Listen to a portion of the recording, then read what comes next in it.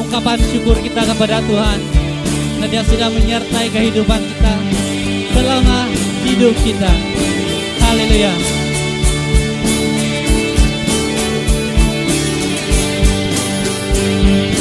Katakan surga terbuka.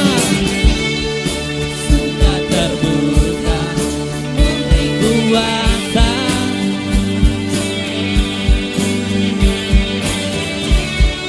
Membuatku dapat berkata,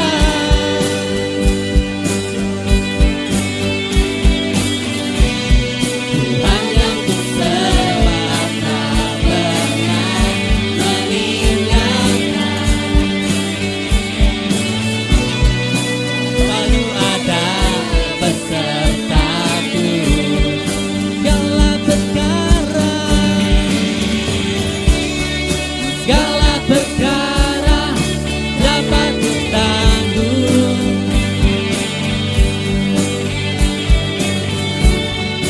Di dalam Dia kekuatanku. Amin Tuhan. Tuhan yang ku sembah tak pernah meninggalkan. Dia bangkit untuk membelaku. Katakan Tuhan yang memberikan hidup. Kau Tuhan yang memberikan hidup. Kau Tuhan yang teguhkan langkahku.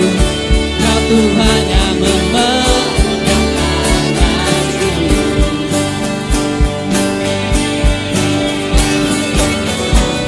Hidupku hanyalah untuk menyembah, menyatakan Engkaulah Tuhan yang hidup.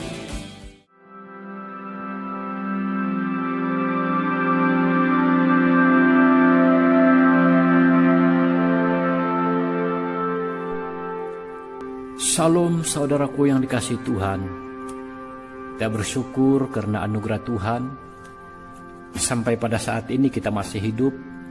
Dan kita bersyukur karena di dalam keadaan dunia saat ini yang sedang dilanda oleh penularan wabak virus corona, kita masih berkesempatan untuk menghayati Paskah.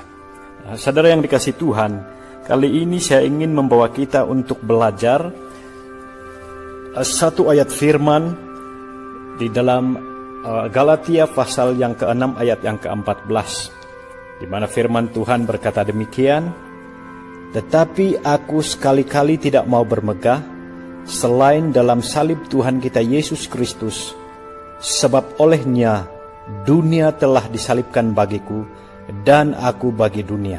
Sekali lagi saya ulangi pembacaan, tetapi aku sekali-kali tidak mau bermegah selain dalam salib Tuhan kita Yesus Kristus, sebab olehnya dunia telah disalibkan bagiku dan aku bagi dunia. Saudara yang dikasihi Tuhan, tema pembelajaran kita untuk perayaan Paskah tahun ini ialah salib Kristus.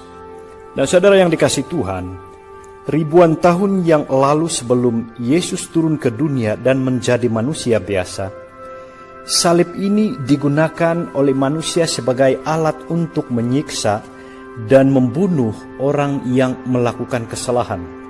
Nah, sebagai satu contoh, Raja Darius yang pertama sebagai pemerintah atas kerajaan Parsia pernah menyalibkan seramai 3.000 orang musuhnya di Babel. Lalu kemudian kerajaan Romawi juga memakai penyaliban ini untuk menghukum orang-orang asing dan hamba abdi yang didapati melakukan kesalahan. Nah, karena itu ketika Yesus dalam pelayanannya pada zaman pemerintahan Kaisar Romawi di Yerusalem, Kristus telah ditangkap lalu dituduh berbagai-bagai kesalahan yang dia sendiri tidak lakukan. Yesus memikul segala dosa-dosa kita di Kalvari.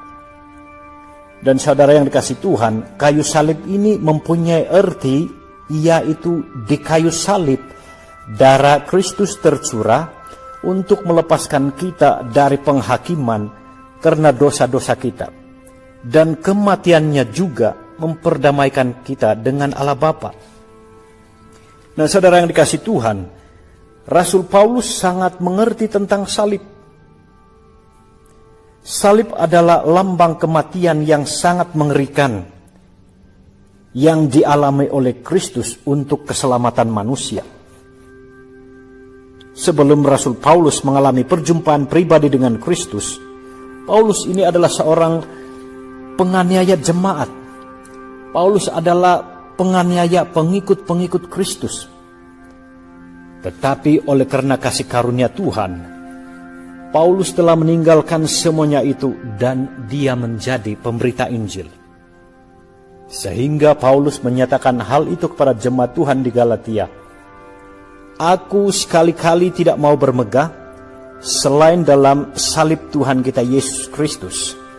Galatia 6 ayat yang ke-14.